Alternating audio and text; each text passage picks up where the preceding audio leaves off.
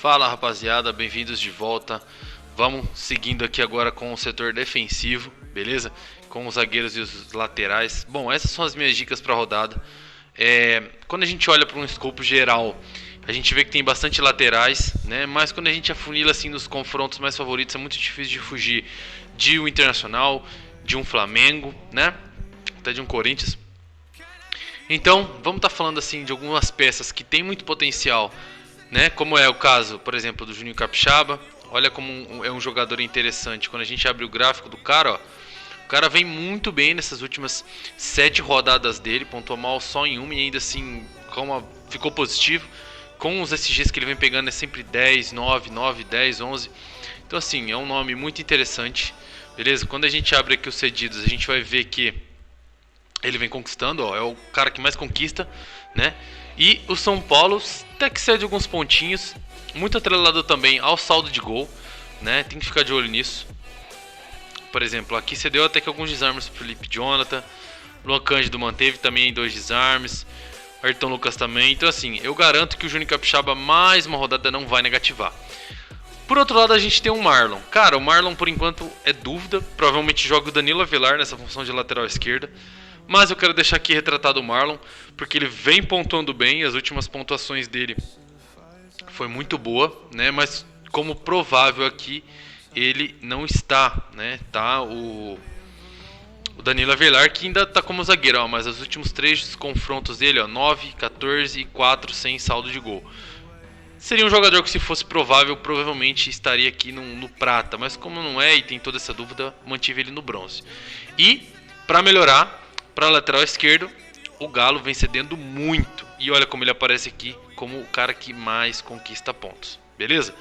Falado do Marlon, se ele ficar provável, bons olhos para ele. Para quem não lembra, ele foi o melhor lateral de média no Cartola no ano passado, né? Não sei se foi o melhor, mas foi top 3 ali. Por fim, agora do pote bronze, a gente tem uma aposta no Egídio, né? Por que uma aposta no Egídio? Porque o Egídio não passa confiança nenhuma. Mas os laterais esquerdos que vem enfrentando esse time do Avaí, até que vem pontuando bem. Caso do Ayrton Lucas, ó, fez uma pontuação de saldo de gol. O Piton fez 4 desarmes, né? O René fez 6 nesse último jogo. Por quê? Porque o Potker cede alguns desarmes. E com a presença que não vai ter do Bissoli, provavelmente vai ficar sobrecarregado nos pontas, né? Então assim, acredito que o Natanael ou o Matheus Alexandre que jogar também vai poder desarmar bastante. Mas é uma aposta, cara. O Egídio não passa confiança nenhuma, né? Se ele já jogou no seu time, você sabe que ele, assim, pode estar num dia inspirado, dar 2 assistências, fazer 5 desarmes. E pode ser num dia que ele não acerte uma bola, tome um cartão amarelo e talvez até um vermelho. Eu não confiaria, mas não se assuste se o Egídio pontuar bem. Bom, partindo pro prata. Cara, os laterais do Corinthians têm muito potencial, ambos, tá? Por quê? Porque se o Fábio Santos for a campo, ele é o batedor de pênalti, né? E isso favorece muito ele. E também ele vem conquistando uma média básica. O problema é, o Corinthians joga hoje contra o Fluminense. Não dá pra gente saber que time vai a campo, né? O que o Vitor Pereira vai fazer. Portanto, eu tô indicando aqui só o Fábio Santos, mas se Fagner for falado que vai pro jogo, né? Eu acho que o Rafael machucou. Mas se o Fagner for pro jogo, o próprio Fábio Santos, o Piton, depois desses dois, acho que também dá para ser escalado, mas permaneceria em Fábio Santos e Fagner com bons potenciais, né? Quando a gente olha aqui para a lateral, a gente vai ver que tem um cedido legal, né, por parte do Bragantino, nada de especial, mas cede, isso que a gente procura, né? Então vale a aposta. Para finalizar o pote prata, o Piquerez, cara, o Piquerez vem sendo muito regular, né? Vem conquistando excelentes pontuações. E aí pega um Fluminense que também tem um perfil de ceder alguns pontinhos, né? Por quê? Porque é um time que retém muito a posse de bola, portanto cede pontuação, né? Cedeu até gol aqui pro Egídio, mas ó, 2 desarmes. Se a gente abre o René foi muito mal de fato. Aqui ó, 3 desarmes pro Felipe Jonathan, 2 desarmes pro Luan Cândido. Então assim, tende a ter alguns desarmes. E ele conquista por si só, né? Então assim, se fosse para colocar um saldo de gol do Palmeiras, era ou Piquerez ou Gustavo Gomes, beleza? Não iria em outro. Chegamos então agora no pote ouro. Muito difícil fugir daqui, rapaziada, muito difícil mesmo. O que acontece? O Ayrton Lucas vem jogando um bolão. Para quem assistiu os últimos jogos do Flamengo sabe muito bem do que eu tô falando. Tá sendo ofensivo, tá desarmando, fazendo gol, dando assistência. Então, eu acredito que ele pode não jogar esse jogo ou então ter uma minutagem baixa para entrar naquele time titular de Copas do Flamengo. Então, eu tenho um pouco de receio somente com isso. De resto, é um excelente nome. Tá no pote de ouro porque merece. Vem jogando muito. Ó, é o segundo que mais conquista. O Botafogo cede seus pontos, como vocês todo mundo sabe. E pega aqui, pelo menos no provável até agora do Botafogo, o Vitor Sá. Um cara que cede muita perca de posse de bola. Se o Saravia for para jogo, também. Então assim, ele tem um potencial gigantesco se permanecer do jeito que está aqui, o provável do Flamengo e o provável do Botafogo, beleza? Mas eu não vou inventar moda nessa lateral, eu vou colocar ambos os laterais do Internacional. Por quê? Porque é uma rodada que tem muitos SGs prováveis e tudo mais, mas acho que a confiança no Internacional vai valer de você de se destacar nas suas ligas para pontuar um pouco mais. Então eu vou estar fazendo esse trio do Internacional, né? Já adianto que não vou ter nenhum zagueiro do Internacional, porque até eles não pontuam tão bem, mas vou estar comentando especificamente de um caso aqui. Mas por enquanto, essa é a minha escalação de laterais, vou dobrar o Internacional, acho que tem um potencial gigantesco. No banco, vamos deixar o homem, o cara que vem muito regular ultimamente, para garantir uns pontinhos caso aconteça alguma coisa com Bustos e René, porque é um jogo que acontece só domingo, né? Então a gente tem que ficar de olho aí, beleza? Nas informações também do Internacional, se algum jogador não vai, se vai ser poupado, se vai ter alguma troca do mano.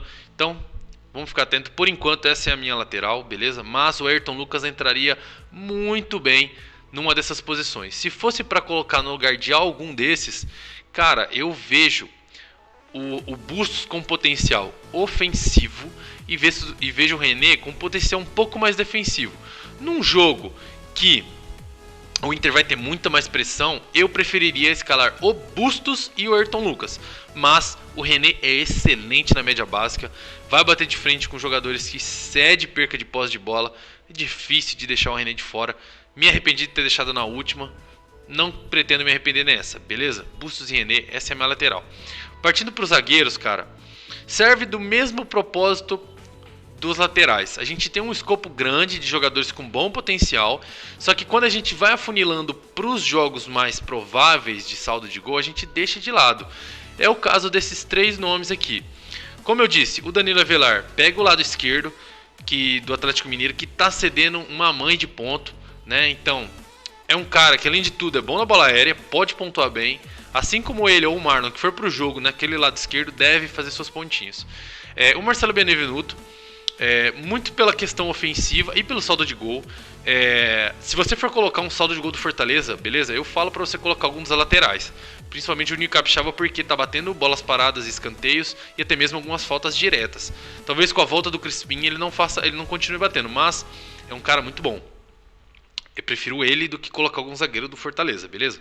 Mas vou deixar a dica dele porque é um cara bom na bola aérea, pode fazer um gol. O São Paulo é frágil na bola aérea, principalmente se tiver sem sua zaga principal ali, seus bons jogadores na bola parada. O Gustavo Gomes, como eu disse, é um dos melhores saldos do Palmeiras. Se você quiser confiar no saldo de gol do Palmeiras, ou ele ou o Piquerez, não indicaria outro. O Marcos Rocha vem numa fase não tão boa. O Everton, assim, o Fluminense não cede tanto ponto para goleiro. Preferiria o Gustavo Gomes ou o Piquerez, beleza? Agora a gente entra aqui nos jogos principais, beleza? Os 4 nomes principais, vocês podem ver que tem muita dúvida aqui em questão de quem joga, por isso que a gente tem que esperar as notícias, mas vou deixar claro o que eu tô querendo dizer aqui. Cara, o Flamengo pega um Botafogo que não cede tanto pro lado direito, e sim pro mais o esquerdo. Como eu disse, o Ayrton Lucas tem um potencial grande. E o Pablo de pegar essas sobras do Ayrton Lucas, né? Portanto, eu gosto muito do Pablo. Se eu fosse para escolher um zagueiro do Flamengo, eu escolheria o Pablo para esse jogo, tá bom? E agora eu coloquei o Mercado. Assim, se a zaga permanecer Mercado e Vitão, eu provavelmente vou manter o time do jeito que tá. Provavelmente não vou fazer alteração. Se por um acaso o Moledo ficar confirmado pro jogo, é muito difícil eu não ir com ele, cara. O Moledo é um cara confiável para desarme, até para algumas finalizações. E assim, o saldo de gol continua sendo muito bom no Internacional. Não seria nenhuma loucura, na minha opinião, ter 4 jogadores do Internacional. Só que provavelmente eu tiraria ou o Mano, né, ou o René, tá? Para não ficar assim tão colorado a minha zaga. Mas é muito confiável esses jogadores, tá? Por fim, eu vou colocar os 2 zagueiros que eu vou escalar até o momento, que é o Joaquim e o Gil. Por que o Gil? Quem assistiu o jogo contra o Atlético Goianiense viu, o Gil tá muito bem nos desarmes. Vai em todas, forte, na bola aérea também é bom. Então assim, se manter esse padrão contra o Bragantino, prevejo uma baita pontuação por parte do Gil, tá? O problema é, que time o Corinthians vai colocar a campo? Então assim, eu tô colocando o Gil, mas eu quero colocar o zagueiro que jogar pelo lado direito. O problema é, só não quero colocar o Robson Bambu. Assim, Gil, Bruno Mendes, né? Eu acho que ambos, um dos dois eu quero colocar no meu time. Balbuena e o outro menino da base, que eu não sei o nome, jogam pelo lado esquerdo. E eu não vejo tanto potencial assim. Pode ser que eles pontuem bem, né? Futebol, vocês sabem. Às vezes muda uma tática, às vezes muda forçada a jogada em algum determinado jogador. Vai ceder ponto pro zagueiro ali. Mas eu prefiro o direito. Então, vou colocar o Gil, tá? Espero muito que o Gil jogue. Ele tem um potencial absurdo essa rodada. E assim, de todos os zagueiros do Corinthians, pra mim ele é o melhor, disparado na frente do Balbuena. Se fosse o Balbuena de antes, tudo bem. Aí acharia o Balbuena melhor. Mas hoje, o Gil, pra mim, recuperou um bom futebol, um baita zagueiro. E, cara, eu vou colocar o Joaquim. Assim, provavelmente, como eu disse, se o Moledo ficar provável, eu tiro o Joaquim. Não vou tirar o Gil, beleza? Vou manter o Gil no time. Eu vou tirar o Joaquim e colocar o Moledo aqui. Provavelmente eu coloque um técnico do Flamengo, mude o técnico, ou até mesmo o René. Mas não vou mudar disso, tá? Na defesa, como reserva, eu vou botar justamente o Bruno Mendes, que eu quero me certificar de pegar esse zagueiro direito do Corinthians. Então assim, tô colocando saldos de gols bem improváveis de acontecer, que todo mundo vai ter pelo menos um, que é o Corinthians e o Flamengo, uma apostinha no Cuiabá, que mesmo sem perder o saldo de gol, sem o Marcos Leonardo, acredito que o Joaquim vai ter possibilidade de fazer desarme, porque vai jogar alguns jogadores que não tem tanta... não é tão aperfeiçoado para a posição do 9, no Santos pelo menos. Vai ser meio que improvisado, eu diria. E eu acho que o Joaquim pode se sobressair nisso nos desarmes, tá? Quando a gente abre aqui para zagueiro, a gente vai ver que tem um bom potencial para os do Inter, um bom potencial para os do Goiás, mas não conquista. E aí já entra um bolo bem parecido, né? Você vê que o Bragantino não está cedendo nos últimos jogos, mas eu gosto do Gil, vou permanecer com o Gil. E ó, olha como o Cuiabá conquista. E o Santos também cede consideravelmente, vou manter assim.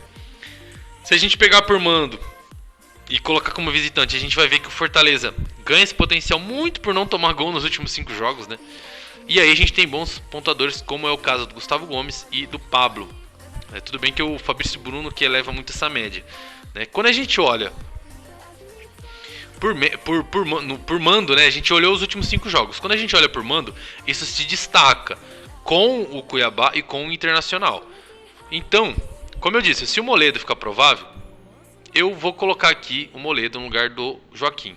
Mas manterei o Gil, acho que é um saldo de gol que dá pra gente explorar, beleza? E o Bragantino também não é aquelas coisas na bola aérea, sempre cede algumas finalizações de cabeça. Se for o dia do Gil, é bola no fundo da rede, beleza? Permanece aqui, né? Porque o Fortaleza também vem tendo assim, o Fortaleza vem jogando muito bem, defensivamente falando também. Então, a gente fecha aqui as dicas, beleza? Do setor defensivo. Esse, por enquanto, é o meu setor defensivo. Eu fiz aqui alguns prints pra gente ver os últimos confrontos. A gente pode ver e dar uma estudadinha. Tô confiante que esse jogo vai ser muito parecido. Lembrando que a gente aqui tá pegando um retrospecto bem amplo, né? Nada específico. Pode ter jogo aqui, poupou. Mas vamos dar uma olhada aqui nos confrontos. Vou estar passando. Você pode pausar o vídeo e olhar certinho. Olha como é interessante o saldo de gol do Flamengo. Nos últimos 3 jogos que o Flamengo foi enfrentar o Botafogo, no Newton Santos segurou 2 saldos de gols. Beleza? Nos últimos 2 anos. O Corinthians contra o Red Bull Bragantino nos últimos 2 confrontos também segurou o saldo de gol. Mais um ponto positivo pra gente. Esse jogo aqui é um jogo complexo, mas sempre tem um zerinho ali, dá pra gente perceber. Isso pode contar a nosso favor pra escalar talvez alguém do Ceará, mas é difícil de confiar, né? Cara, Avaí e Curitiba, muito difícil, né? Santos e Cuiabá, como eu disse, o Joaquim tá aqui muito pelo que ele conquista. Só que o Santos, olha, sempre fez gol no Cuiabá, né? Então tem que ficar de olho, tomar um cuidado aí, beleza? Palmeiras e Fluminense, um jogo de gols, muito aberto, times que vêm jogando um excelente futebol, né? Então pode acontecer de tudo nesse jogo. Fortaleza e São Paulo, como eu disse, tem todo o potencial do Fortaleza? Tem, mas o retrospecto desses confrontos é de gols, não tem nenhum saldo de gol na tela aí, beleza? Quando a gente olha aqui para Goiás e Atlético Goianiense, a gente vê, de certa forma, uma supremacia do Atlético Goianiense nos últimos confrontos desse ano, mas a gente, né, não pode deixar de confiar em algumas peças aí que a gente vai estar vendo mais pra frente, principalmente Pedro Raul, que é um excelente jogador. Mas o Atlético Goianiense ultimamente vem mandando nesse clássico. O Juvenal, o grande clássico Juvenal, a gente vê que o Internacional conseguiu um saldo de gol em 2021 e tem um porém. Esse jogo aqui, o gol do Juventude foi nos acréscimos, cara, no 93 minutos do segundo tempo. Então assim, né, no caso 48 do segundo tempo. Pra mim, isso não muda nada, esse fator. Acho que o Internacional tá focado no Brasileirão, quer pontuar bem, quer chegar pra uma vaga da Libertadores. O Juventude vai se abrir, porque precisa do resultado. O Internacional vai fazer um gol cedo, esse é meu prognóstico pra esse jogo. Vai se fechar, vai jogar de forma reativa. E eu vejo um jogo tranquilo pro Internacional de um 2-0, 3-0, beleza? Esses são os históricos do confronto. Assim, por enquanto é isso, beleza, pessoal? Qualquer atualização eu vou estar postando aqui na minha página, tá? Esse é o nosso setor defensivo. Espero que as minhas dicas tenham te ajudado. Pra mim, muito difícil de fugir, como eu disse, dos confrontos favoritos.